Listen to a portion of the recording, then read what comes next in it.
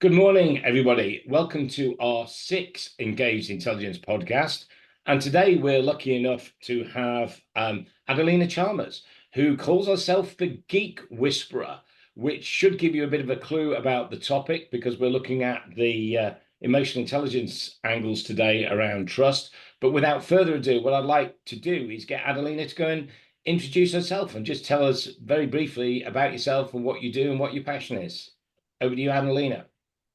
Yeah, the Geek Whisperer name. Thank you, John. Thanks for having me. The Geek Whisperer name, actually, I wasn't smart enough to come up with it myself. It was people who noticed that I connected really well with engineers that no one could speak to for longer than a minute because the conversations were all shut off. So I work with chief technology officers in companies as small as 10 people and as big as 100,000 people, helping them become more strategic in the way they think, engage their teams better, and prove to the board that engineering is a profit center, not a cost center.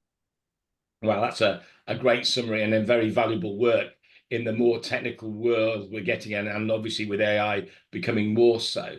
So basically, we'll just follow the standard format we do, where we just ask our expert a few questions, and then Ben and I will chime in with responses or clarifications, and we'll take you on a journey. So here we go. So, quick question for you then, Adelina. CTOs are traditionally seen as very process driven. If this is the case, then what do they need to do to engender trust in an organization? Well, it depends on which level of trust are we talking about. Are we talking trust with the board, trust with their peers, or trust with the people they manage? All three. Oh, crikey. Okay. Which one do you want me to start off with? Because creating trust with the board, for example, means not speaking geek speak or tech in the board meetings and speaking the almost translation of technology into business terms and helping the board understand how is technology going to deliver the business strategy and goals. On the other hand, with peers, CTOs can build trust by asking questions and becoming curious about how engineering is helping them deliver their goals. So, for example, customer success, what is an or sales or product or anything else, marketing. How is engineering stopping them from achieving their goals? Because customer success in particular, for example, they are very linked to engineering delivery. Because if the technology doesn't work, you're going to lose customers or you're not going to acquire customers. Even if marketing brings them to the door, you're not going to invite them in. So with the peers, CTOs need to be able to communicate to them, to understand and not take personally when the other departments say that they need certain improvements from engineering. Now, obviously, with their engineers, it's different again, because with engineers, the CTOs need to be able to ask for help, ask questions, ask them to help them come up with the how, but they need to give the engineers the vision of where they're going and why they're going there. And what does good look like? What are they trying to achieve? So vulnerability, for example, projecting vulnerability with engineers in meetings, like, for example, saying things like, I don't know, as a CTO in front of all the engineers, that helps the engineers feel that they can trust someone who admits, who has higher status than them and admits they don't know something. I can carry on, but I don't want to talk on my own for several minutes. No, that's great. I mean, that's a really good oversight into, and the point you make is good because it has to be layered, isn't it? It's not all things to all men or all women. So Ben, I'd like to bring you into this as somebody's been at the giving end and the receiving end of this. What are your reflections on that? So what I was hearing from Adelina, and I think it's very true, is that a big part of trust is speaking the language of the people you're talking to. Adelina went a lot further than that, but I think that might perhaps be a really valuable area to focus on with Adelina. So I think here, So most CTOs have come from a technical background and don't and speak in a particular way. Can you explain how they have to change their mode of speech when they're talking to the board and when they're talking to their peers in other departments? Yeah, it's a really great question, Ben. So when it comes to talking to the board, instead of talking about bug reports, um, even technical debt, mentioning the word technical debt, I mean, what does that mean to a board member who's an investor, with a background in banking or whatever? Um, Instead of talking about all these DORA metrics and all these technical terms that they speak to perhaps with their engineers or their engineering managers, they should be talking about time to market. They should be talking about feature release goals. They should be talking about the roadmap. When is this feature going to be ready? And when is that feature going to be ready? Or how has this feature helped add to the bottom line? And how is that feature going to help achieve this business goal? So, for example, from growing to 1,000 users on our platform, we're planning to grow to 10,000 by the end of the year. Well, how is what engineering is working on helping us achieve that as a business? So could I summarize that by saying, when you're talking to other people, you're talking about the value you're providing them, or the value you're providing the business, the value you're providing the customers with, rather than talking about how you're doing it or the detailed challenges you are facing in doing it? Yeah, absolutely nailed it. That's it. And but the reason I go into such specific examples is because in my experience, and even when I was employed, I didn't understand what someone meant when they said, "Oh, talk about the value you bring," because that's such an abstract statement. I always like to go into the detail of what that means to me. And as you can see, for CTOs, I try to go into terms that CTOs use in their work, rather than just mentioning terms that maybe a marketing person would be using instead. And that's the magic. I think it's speaking, like you say, the talking about value, but in the language of the people you're speaking to. That's really interesting. And actually, you've touched on my second question, which was going to be, what should CTOs watch out for when building trust with others? So I'm going to sort of develop that theme a bit further. Intuitively these days, when people talk about trust, they talk about EQ, emotional quotient, rather than IQ. And we know, of course, a lot of CTOs and people who've grown up in that environment and to that level have got tremendous IQs.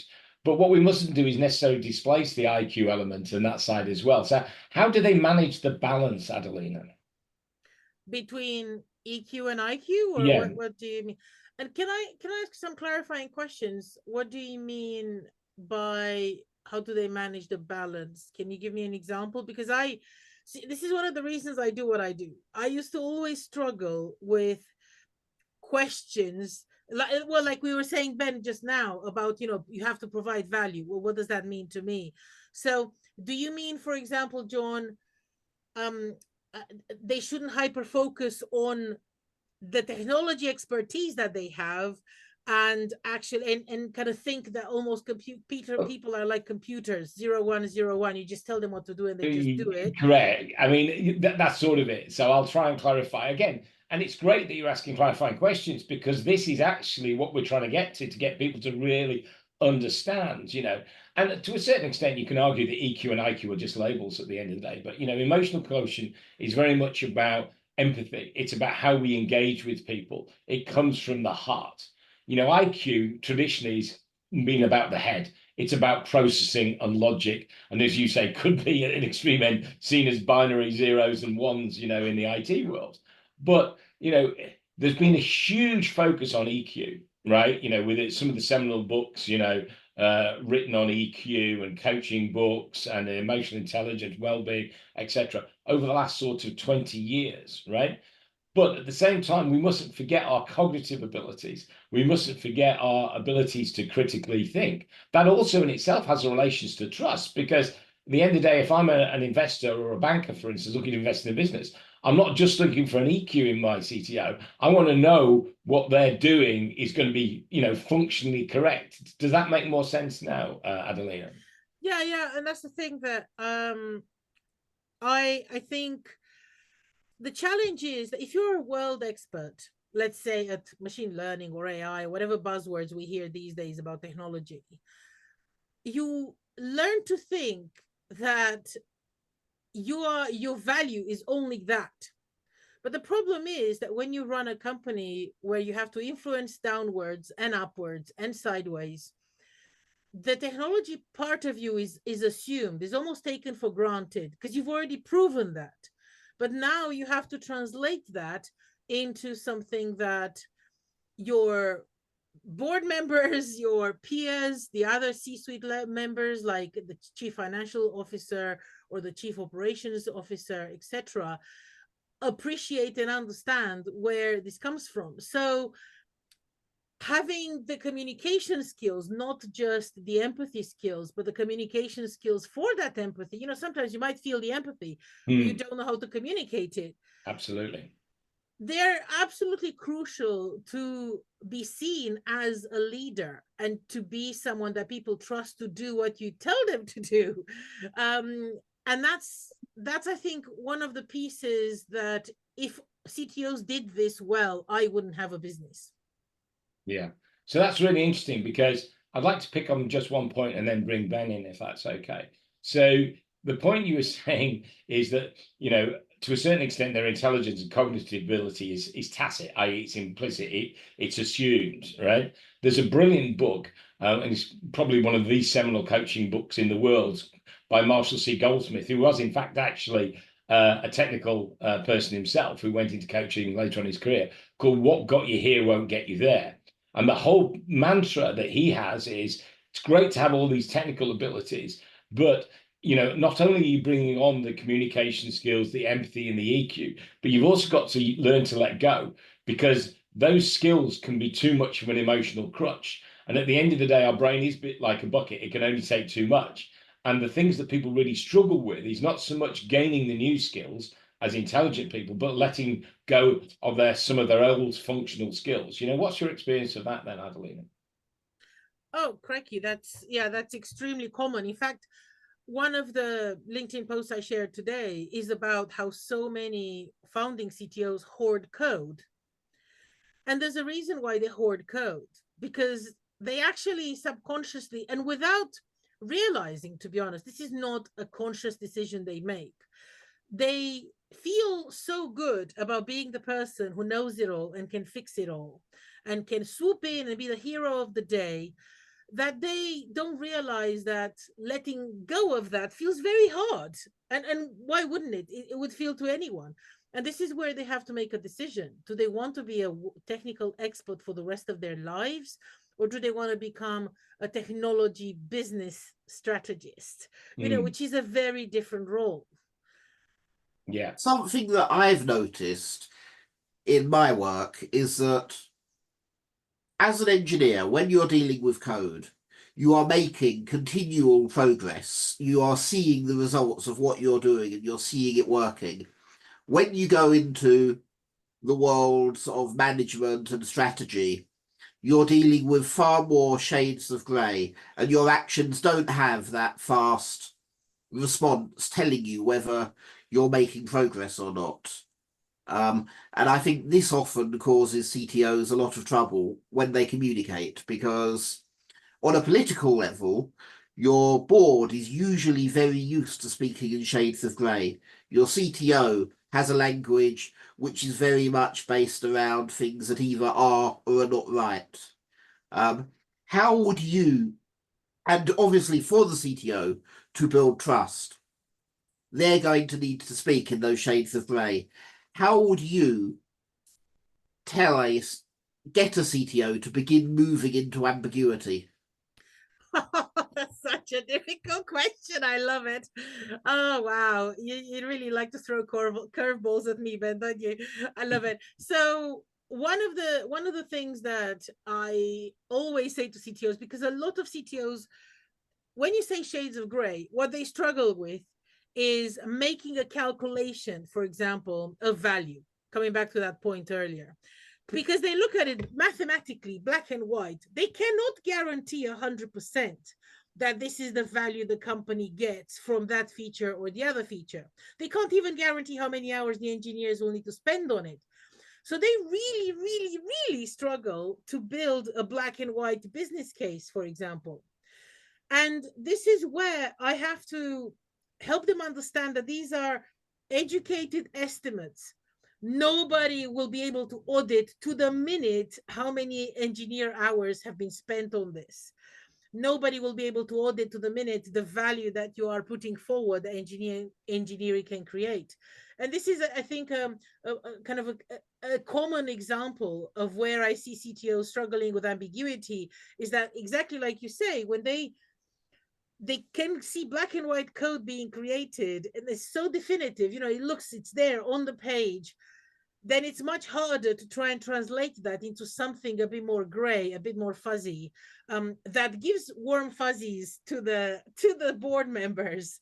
And the way I normally show them that difference between, this is a educated guess that these people will find comforting, and you're not lying because it's an educated guess, but at the same time, it's impossible. It's absolutely physically impossible to predict to the letter the calculation that if the calculation that you're making is accurate. And I think often they get so stuck into precision. Engineering is about precision, and they get so stuck into that. So that's kind of one of the ways that I help them see ambiguity, is to see how a calculation like that is actually made, for example. Yeah. So if that's okay, thank you very much. I'm going to come in this one because I want to build on both your points there. Is that to me, it sounds like about validation. This is it, is how they validate. And that's really important from a trust perspective, bringing it back again to trust. Because if they don't believe they're getting the validation from the board and vice versa, then that is an opportunity for trust to actually break down.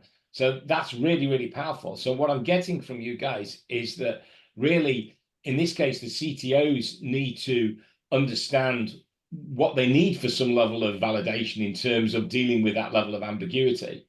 And also possibly as well from the other side, if you're an investor or a banker who's used to dealing with ambiguity and you've never dealt in a technology company before, but you might be moving in that direction, they also need to give a bit and understand that the other party needs to have their own sort of level of validation, which might need some sort of more, I use the word transactional stuff, whether it be code, engineering, and precision, etc. So I think that's a really good point about this two-way flow or potential flow of trust.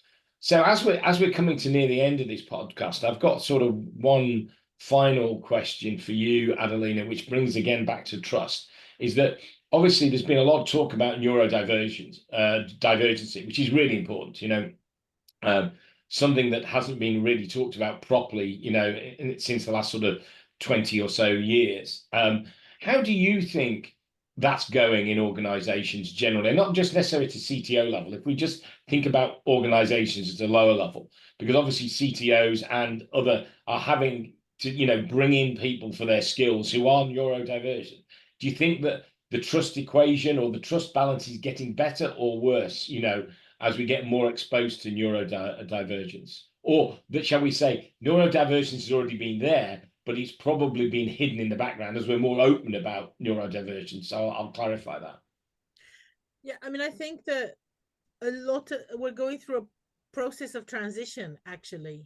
And when you have a process of transition where something is seen when before wasn't seen, then some people will deny it's there. They'll say, oh, it's just another fad, that people want to talk about, etc. And I think some people who have probably a lot of empathy, become quite curious about how they can do better. I mean, I think the first step is always awareness, and we're going through that step now, I would say. And from my perspective, that is a painful step to go through, because there'll be a lot of deniers out there, like COVID deniers, I've heard, which baffles me completely. And so there'll be pain in this awareness process, and that's why I don't think it's fully smooth yet, and I don't think it's going to be for a while, because we're only at the beginning of making this more and more acceptable and not stigmatized. I mean, recently I heard some people who were diagnosed officially with ADHD and autism, they would never tell their employer because they worry about the stigma. And I was baffled by that, because in my world that's not an issue. Yeah. Fascinating. You know, as you say, we're still at that start of the journey. So what I'd like to do is really thank our guest speaker today, Adelina, for some really powerful insights. You're doing some great work as the Geek Whisperer in Cambridge, where it's very prevalent, and beyond as well, around the world. So just before we finish off, Adelina, how can people get in contact with you if they sort of were very much interested in the work that you do and the services you can provide? Oh, thank you, John. I'm very active on LinkedIn, so just searching Adelina Chalmers will come up on LinkedIn. You can follow me there. I also have a geek website called geekwhisperer.co.uk, and people can see kind of the sort of stuff that we do there as well. Can I leave any CTOs listening to this podcast with a piece of advice? Certainly, go ahead. The biggest mistake and the most common mistake I've seen CTOs make when speaking to board members, particularly about tackling technical debt or about getting more budget for hiring more engineers, is when they say to the board, and it's ironic considering the topic of the day, they say to the board, just trust me on that. When they start asking for the business analysis, the business case of needing more engineers, they just say, oh, just trust me on that. And then of course the board trusts him or her even less.